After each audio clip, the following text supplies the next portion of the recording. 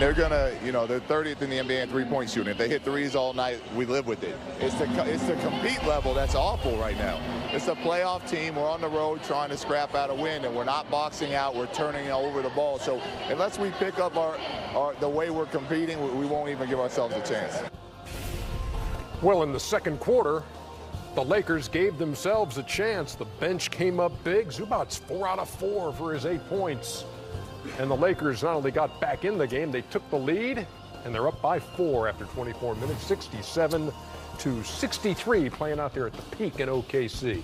American Express halftime reporter Ernie Johnson, Shaquille O'Neal, Kenny the Jet Smith, and Charles Barkley. So that was a turnaround by Luke Walton's bunch there in the second quarter. He went to the bench. Yep. Like sometimes when your starters aren't playing well, a lot of coaches try to ride it out. He said, hey, you guys ain't going to play. I'm going to go to my bench. But I think the main thing it shows, Ernie, is why I don't think OKC is a legit contender. They got a good team. They're going to win a lot of games. But when you're playing against a bad team, you're up 17 at home, you got to put your foot on their neck. You got to say, hey, listen, first of all, the Lakers don't think they can win this game. When they're down 17, you take it to 25, 30, the game's over. But now, they're in for a dogfight now. But this says more about Oklahoma City. That's why when I talk about the legitimate teams in the West, OKC is not one of them. They like the pretty girl who's dumb. 30 bench points. A lot for the Lakers in the first half. Our American Express teammates come from the Lakers starting lineup. Kyle Kuzma, Lonzo Ball, both in double figures. Kuzma's got 13. Lonzo's got 10. Hit that big 3 late as the Lakers have the 67-63 lead. So we've seen good Lakers, bad Lakers, and here to pick it apart is Kenny the Jet. Well, I think Chuck hit it on the head, and so did Luke. Because the NBA, bad teams, if you lose every quarter by 4 points, doesn't sound like a lot. You lose a game by 16 points, you're getting blown out. So what happens is your game preparation, you're getting ready to play, sometimes cost you wins, and sometimes you have enough talent to get back in the game. So let's say if I'm going to the board, and I'm not prepared. So, all right, I'm not there yet. But now I can't get to the board because I am an NBA player. I'm at the board. But my lack of preparation cost us, 15 seconds. So now we're down 17. So, and this is lack of preparation, mental preparation for the game, because the game isn't now Michael Beasley's a really good player, really great scorer, he's been in the league, but the mental preparation around the atmosphere creates moments like this where you're not prepared. So then when the game starts, and all of a sudden you start playing and you're going back and you're going to get your stuff, and now you're trying to get mentally prepared. No way you can come in and out. So now again, the lack of preparation doesn't allow good play to happen. All of a sudden you're making and missing the pass and play that should happen, and all of a sudden you start struggling early on. And then the fact that you're not mentally locked in, you miss shots or you do things uncharacteristic of what you do. Freeze it here.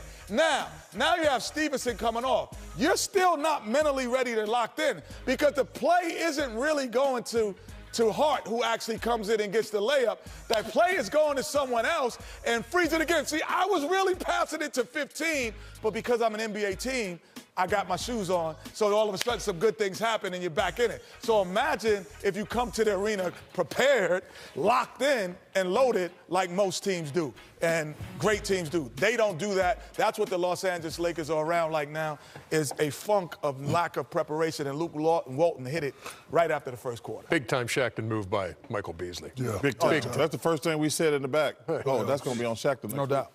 So if I ask you guys, I'm going to be talking about Paul George, sorry to... No, let's move on. If I ask you whose team is it on OKC, you're going to say Russell Westbrook. Yeah. Okay, so for all you guys that are number 2 and number 3, you should check out Paul George. Never hear him complain about shots. He just goes and plays. Right here, if you just hustle and play hard, you create opportunities for yourself. We all can play. We can't win without the 1-2 punch. So if you're the 1 or the 2, all you got to do is play right here. Russell Westbrook, respect him. He's saying, go ahead, Paul. I done scored a few. You go ahead and score a few right here. Give me the ball, Russ, and let me go to work. So if you're the 1 or the 2, it don't matter what number you are. Stop complaining and just go to work. To the fact that he was the 2 and stayed there. Yeah. I mean, won a couple other places. it's what's going to make this team better. No What's matter going who you to put Everybody a got W to up. play and everybody got to go to That's what work. we've been talking about pretty much all year. Guys, I never understand. Like, Why it has to be somebody's team. well, first of all, it is somebody's team, but being number 2 ain't bad. Like, it ain't like you're number 2 to, I don't want to call any players out. It ain't like you Scottie Pippen. Hey, Scottie Pippen was a hell of a player. Ain't no shame in being number 2 to Michael Jordan. Ken McHale's the best player I ever played against. He's number 2 to Larry Bird. Thank you.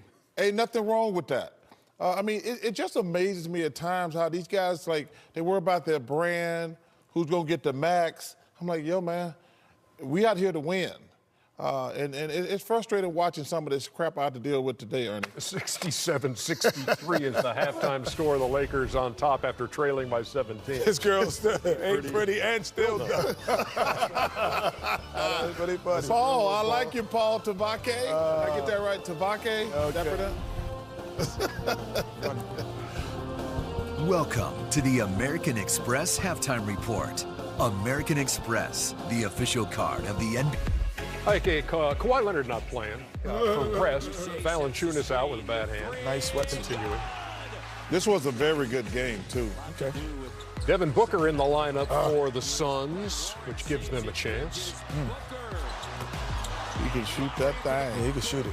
Game tied at 107. Now it's going to be untied as Serge Ibaka scores. And with the game tied, here's what you do.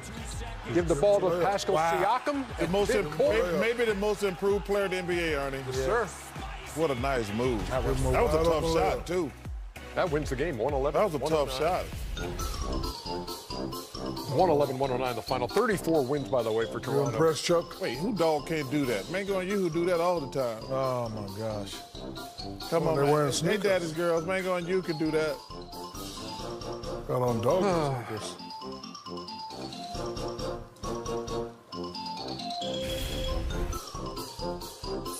You've been watching the American Express Halftime Report. American Express, the official card of the NBA. Team tonight also won't be with the team Saturday for the game in Houston. Now, it's just started what is a brutal stretch of games for the Lakers here, and really a pivotal one as we're in the second half of the season for the team currently sitting in 8th place in the Western Conference. Pardon me, 9th place in the West. Yeah, I mean, anything in the West is difficult. I don't care if it was 2 weeks ago, 3 weeks from now, or 3 weeks prior. All of these games in the Western Conference matter. Teams are such in a cluster fighting for those 6th, 7th, and 8th spots, actually 5 through 8. So this could be dynamic in a bad way for the Los Angeles Lakers. You're breaking your pen. Yes. Throwing it around. Yes. So it could be dynamic. I mean, you know, you can't go on a 2 or 3 game losing streak in the Western Conference and expect to be in the playoffs. It's that close, and it's going to be that close all year. There's only one team that would say that would not make the playoffs in the Western Conference is Phoenix Suns. Everyone else can viably say if we go on a 5-game winning streak, we're in the playoffs. Right. Lakers beat the Bulls by 7 the other night. They've had home losses to the likes of the Knicks and Cleveland. I watched both of them. So how do you evaluate how this young group has done without LeBron? I mean, when you have greatness, to me, it's easier to play well. When you have greatness, you know, overachieving is what you define what players can do. When we looked at last year, Donovan Mitchell and the Utah Jazz, they overachieved. You know, that dictates on what your future could be individually. But when you're playing with greatness, when you have a LeBron on the floor with you, you have a Anthony Davis, or you have Kevin Durant, or Klay Thompson, and things of that nature, and Steph Curry, that doesn't define how good you are. Mm-hmm. You know, that just defines how good they are. But this defines everyone from coaching staff to players, and it actually also gives us the management an opportunity to see, well, what guys will actually have the ability to play in any kind of situation. Because those are the guys who come to play and have the same rituals and same routines, the same work habits, and then produce the same way. Mm-hmm. You know, that dictates, and they produce into wins. One quick note here while we're talking about the LeBron-less Lakers, and that's the late game against OKC. Before we get to OKC, just want to mention Serena Winters, the courtside reporter for the Philadelphia 76ers, is reporting that Joel Embiid will play tonight. So that's good news. Well, usually when he's on the court in a uniform with grapes, right, laying on a couch on a table, that means he's usually playing. Right. So Joel Embiid, dealing with back tightness, will indeed play tonight for the Sixers. That's the front half of the TNT doubleheader at 7 o'clock Eastern. Let's get into the Thunder, who is in the back half of the doubleheader against the Lakers, a team that's coming off of some surprising games lately. They are the best defense in basketball this year. And the other night against the Hawks, they gave up 142 points to what is the second worst offense in basketball. Yeah, well, this team has been consistent, though. You know, you're going to have an instance where things aren't typical of who you are. You know, even the best drivers have an accident, so to speak. But I think is that statistically true of you? I would agree. I think that everyone's had a fender bender, even the best drivers. But what happens is that's not consistent of who you are, and I think that what the injuries to the front line when New Orleans went out, that changed the rotation a little bit and got them off track slightly. When they have their whole unit together, they're athletic, they defend, and they challenge. They don't block every shot, but they challenge every shot because they know that they're not a great three-point shooting team. Right. So in terms, the game does get shortened.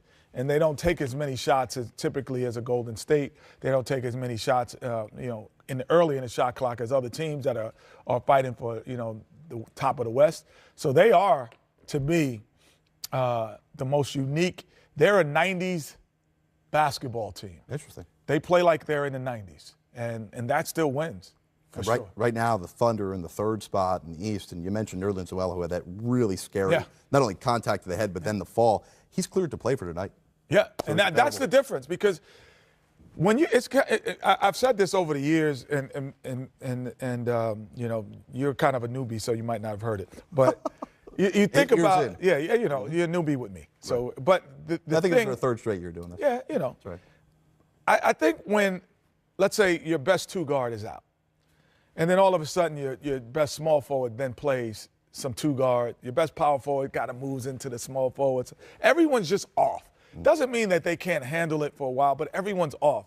When he's coming off, he's their best big coming off that bench that creates that style of play, like you said, of defending the rim, slowing the game down, making sure that we get touches. Because even you think of him on the offensive end, you don't think that, wow, Nerlens Noel is going to be such a difference. Nolan's going to be such a difference. But when he catches the ball at the high post, he's not looking for a three. He waits.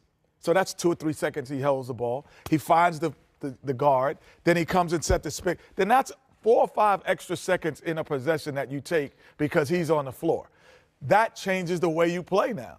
And he's a guy who makes them play in a certain style. He helps that style. So having him back is going to be big. The Thunder look forward to getting those 13 minutes per game back tonight for Nerlens Noel. Meanwhile, James Harden playing a ton of minutes, more than anybody in the NBA. Did it again last night. Back-to-back 50-point, not just 50 points, plus 55-point games. Unbelievable. Harden, over his last 18 games, averaging more than 40 points. He's got 18 consecutive games scoring at least 30 points.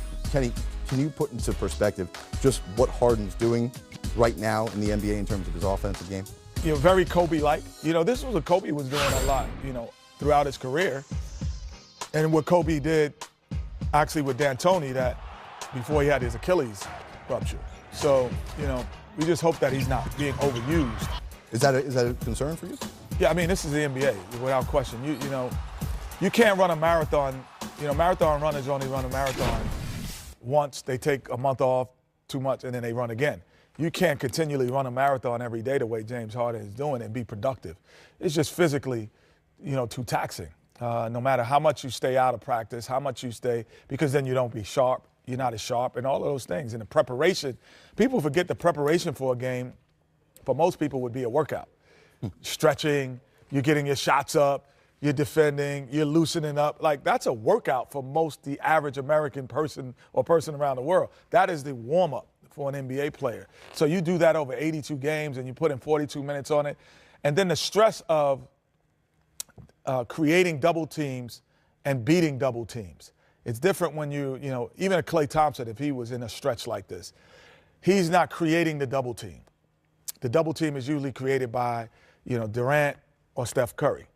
So now he's allowed to shoot the basketball, where James Harden is creating the basketball, creating the double team and beating it.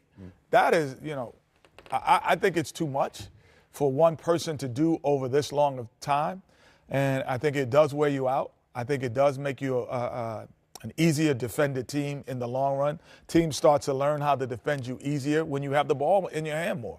They say, oh, well, that's worked. Now this worked. And this starts to wear him out. Yes, he's going to have tremendous numbers. Because if you look at, again, you look at Kevin Durant, you look at Steph Curry, and you say, well, what would they average if they played 42 minutes a night?